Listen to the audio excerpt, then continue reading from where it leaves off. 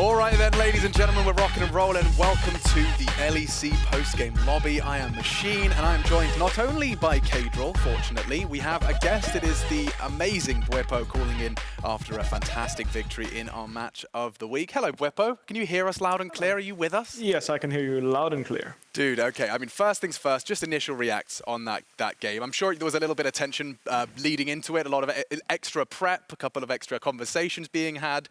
This must have been the result you were looking for. How does it feel to kind of translate it and manifest it?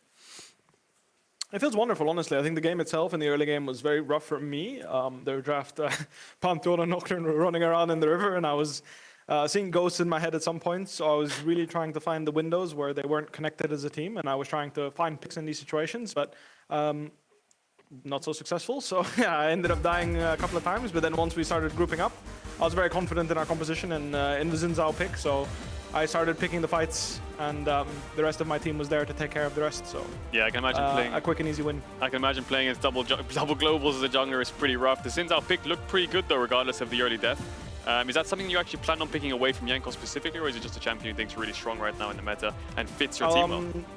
Right. Well, not to give away too much, but basically, I personally don't think Xin Zhao is like an insane jungler when it comes to like 1v1 in the jungle matchup. I think Rumble has a very decent matchup into him, for example, and there's other picks that you can play to match him in the jungle one-on-one. But when it comes to team fighting and the presence he has with his ultimate, and how much damage he can soak, as well as how much pressure he can put on people when he starts charging on them and sticks to them, I think that as a team we all agreed Xin Zhao is just a little bit too powerful, and we like to make sure that we get him, or well, don't play against him, I guess, because at some point Xin Zhao becomes way too oppressive, especially you saw it in this game. Like at some point I charge forward, cast my ultimate, and then if you don't have the tools to disengage a fight completely, Xin Zhao will stick to your team and pick off targets one by one, and we consider that to be a little bit powerful.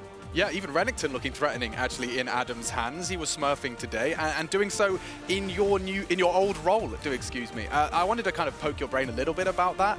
You know, how has that transition been? And do you kind of, are you kind of taking any sort of mentorship role with Adam? Is there any sort of hands-on in that top lane, or are you just sitting back watching someone with a new take on a lane you're very familiar with?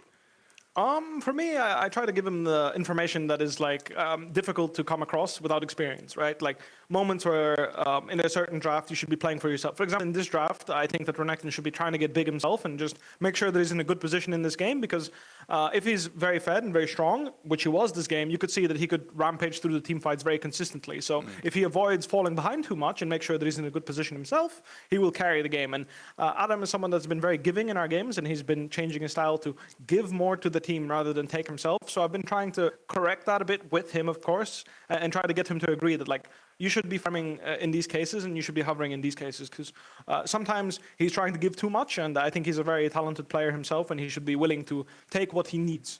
I think the biggest difference between a rookie player and a veteran player is the difference between recognizing this is what I need to play my champion well and perform well, and this is what I want, right? Like a lot of players from their solo queue habits, they come in and they're like, I want to have this, I want to take this, I want to farm more, and then they end up losing to players that play for tempo and play the map much smarter than them.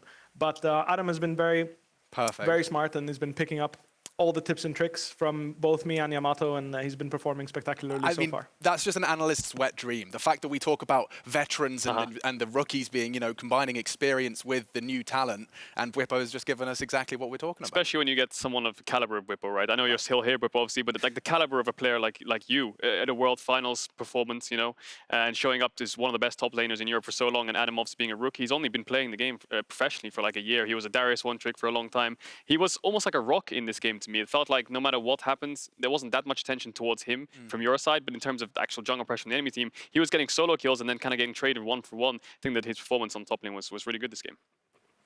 And Bwipo, let's move towards this jungle. I want to hear your, I'm sure you've been talking awful lot about it, might be even sick of talking about it at this point, but your first few weeks in the jungle, I mean, it's definitely gone well statistically and results-wise, but how have you found it stepping into that new realm in a completely, official capacity? I mean, honestly, jungling has been a very new experience for me. It's always a role that I've been trying to intertwine with very closely as a top laner. I try to make sure that, I have a lot of influence on the map. I give my jungler a lot of freedom because I tend to make the plays when he's farming, or, I try to jungle when my jungler is farming, and I try to top lane when my jungler is ganking. You have an awareness all the time. I've tried to have. Exactly. Like I always try to be very on the same page with my junglers. So for me, it's been a good experience so far. I still this game is a great example of where my experience fell short as a jungler because again, with so much pressure on the map, I wasn't really sure how to respond at all times, and instead of just securing my camps and making sure that I was safe and trying to help my laners when I could, I tried to do too much and ended up getting punished. So before this game, I would say I was very, very happy with my performance, but this game gave me a bit of a reality check still, that there's still a lot to be learned as a jungler, especially when it comes to the decision making, and I have a long way to go to be a world-class jungler. And out of curiosity, now that we're almost at the halfway point in the split, and you've played practically almost every jungler, is there any junglers that just stand out to you as like, wow, this guy's pretty difficult to jungle against, whereas some might be not as tough? I think the most interesting part about jungling is actually that I don't think, I think it's very easy to have a mindset shift of being a difficult jungler to play against, I suppose. Like someone that really attacks the enemy jungler or attacks the laners, right? So a jungler that makes me go like, oh, it's difficult to jungle against this guy is someone that attacks my camps a lot. But the funny thing is I don't feel like in the LEC this is something that a lot of junglers play around. So with the way the map works, like usually people are happy with just trading farm, taking neutral objectives, and then that's considered a jungle difference. So I don't think anyone is particularly difficult to jungle against, but at the same time, on any given game, if they have the chance to steal my camps, they will, right? And I think that that's the interesting part about jungling is that how aggressive a jungler plays is almost entirely reliant on the draft and their laners.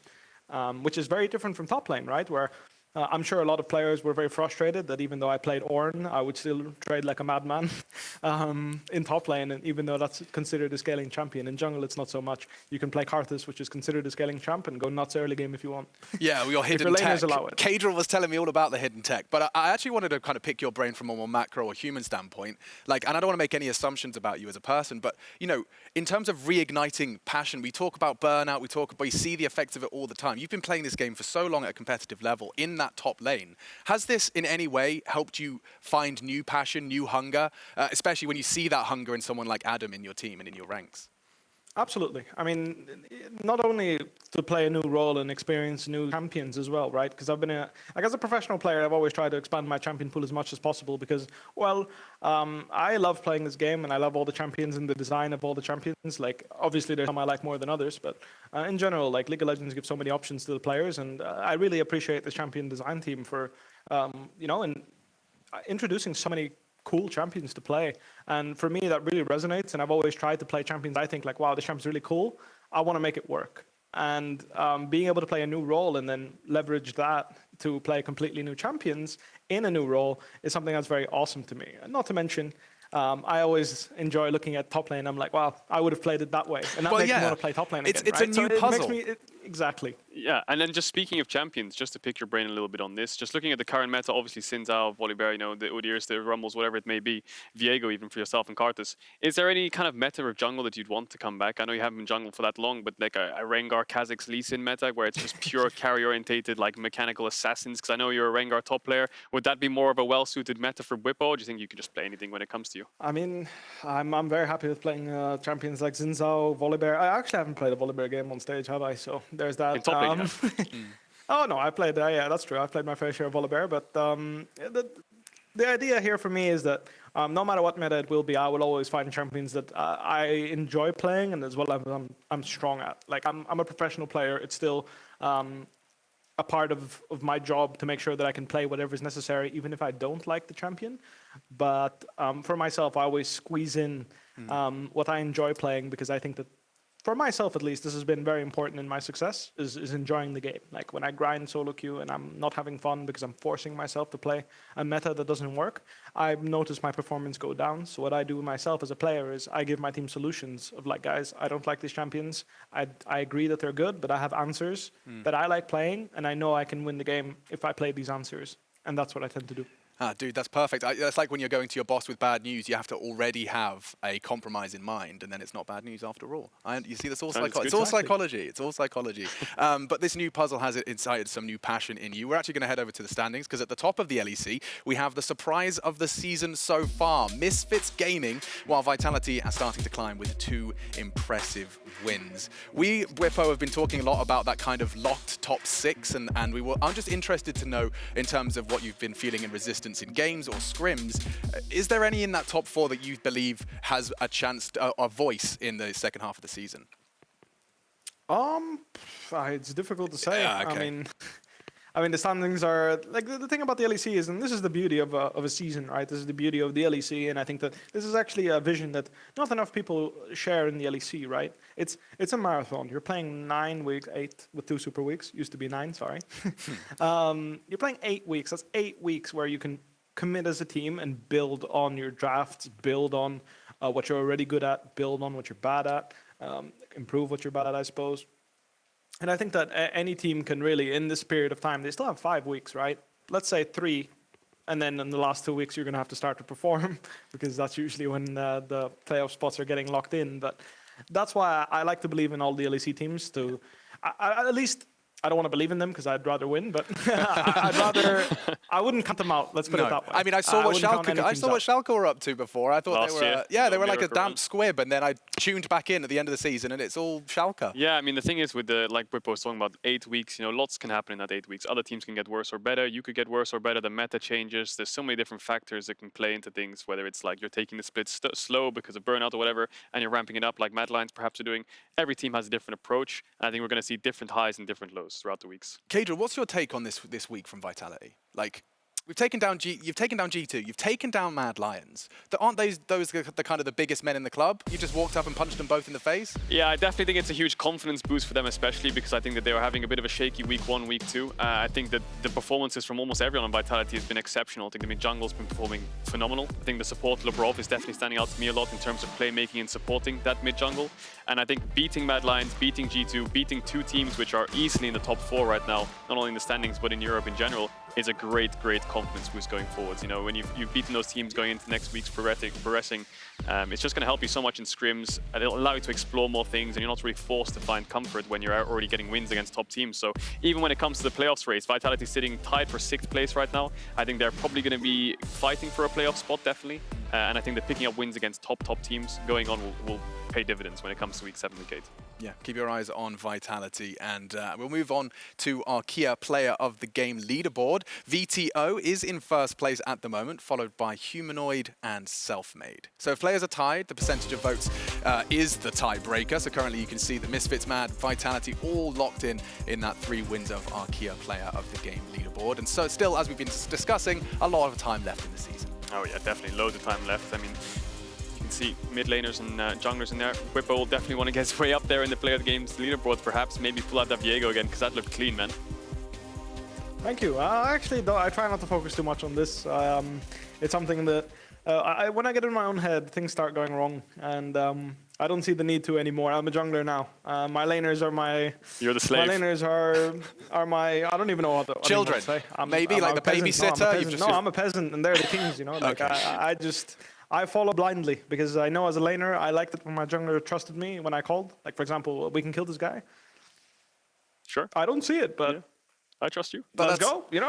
That's awesome. Right. I do want to hit that point one last time about you kind of, having this new puzzle to solve, and your idea about how, you need to be passionate and be having fun, even though you're a professional video game player. That you would agree with that sentiment, right? Like there has to be an element of, having a new puzzle to solve, finding that same thing that got you so obsessed in the first place.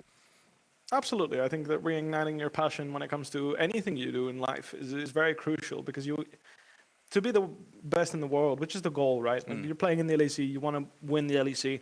No matter what, if you reach a point where you're going to make worlds, your goal is immediately going to shift to higher. You're immediately going to look at worlds. You're immediately going to want to be a part of the best in the world, right? So when I say when you want to be the best in the world, you need to reignite your passion, because you need to do it to a point of insanity, right? Like you need to play the same game over and over again, look at the same mistakes, look at the same decisions you make, and learn when they're right and when they're wrong. Like you need to fully commit if you want to be the world's best, and that's the goal for me. And that's well, I enjoy it in the jungle. It's a new breeze, but I've always loved doing it, no matter what role I played. Yeah, no, absolutely, and you can see it with the smile on your face and the way in which you can. I mean, I could interview him for hours and not have to really come up with any questions. You can see there's passion there, that's for sure. But let's go ahead and check out the action we've got coming up next Friday with a spicy matchup between Misfits and Mad Lions. That definitely is one to look forward to. Oh yeah. Caedrel, genuine question. You know, these Misfits, they could pack a punch up against the Lions. They could indeed. I mean, they're in first place right now. Yeah. I don't think it was a too tough of a week they had this weekend. I think they definitely dismantled their positions. I think the teams weren't that strong, facing kind of these middle-of-the-pack teams, but I think that the statement they make in those games where they absolutely crush them to the point where it's like insane gold leads at 15, 20 minutes, just just snowballing out of control. I think up against a team like Mad Lions, definitely a lot to prove still, but I think already at the top of the table, they're looking good for playoffs. Yeah, and of course, with Schalke versus Fnatic and a Fnatic member floating it behind me, it would be foolish not to say. You're feeling confident about that one up against the Schalke boys? I'm feeling very confident. Again, I think today I had a good reality check. It means, and I like it. You know, when you win, even though you played poorly, it's like it reminds you, like, oh right, that's how I can lose. Because you need to remember that, like, when you're winning and you have a lot of momentum. Because again, Misfits has a couple of wins under the belt. We have 5 wins in a row now, so we're obviously on a bit of a roll ourselves. It's good to be reminded that you cannot get ahead of yourself, and I think that's something that, especially playing against Kire, which has not been looking too hot, I still need to respect 100% that he is capable of playing a very strong game, and moving forward, I don't want to underestimate him or anyone else. Yeah, now, of course, we do have a rematch as well in our match of the week, Mad Lions and Rogue, a rematch of those spring finals going down. I wanted to just quickly hear your thoughts on the hangover. We've been referencing the MSI hangover. I'm sure you've been familiar with it with your trips to the international competitions. There is a carte blanche being given by our analyst desks, but what about fellow players? Can you kind of understand why there may be slow starts to the players who are scrimming and preparing for MSI? I mean, absolutely, especially going through quarantine as well. It's something that you have to add on to the fact, right? You're quarantining when you're going to MSI and quarantining when you're coming back, right? And that's something that is also because MSIs have happened over the years, there's never been one with a quarantine period, right? So that's an extra layer of mental toll. Like when I did quarantine back in 2020, when I was going to China, on the way back, there was no tournament, like there was no LEC, right? It was off season. But I can imagine when you're on the way back and you just lost a 2-3 best of 5 against what was considered the best team in the world until RNG beat them. You know, you're beating yourself up for that one, and you have to find the motivation to grind out Viego, Gwen. Yeah, it's. I can only imagine that it was very rough on them. Awesome. Well, thank you so much for all of your insights. That is all from us here tonight, but the weekend is far from over. As Team Liquid and CLG face off in the LCS, we'll be right back here next Friday for the League of Legends and the LEC. I'll even still be here, so see you soon. Nice. Yeah, baby. Peace and love. Bye-bye. Choo! Chewy! What else do you say?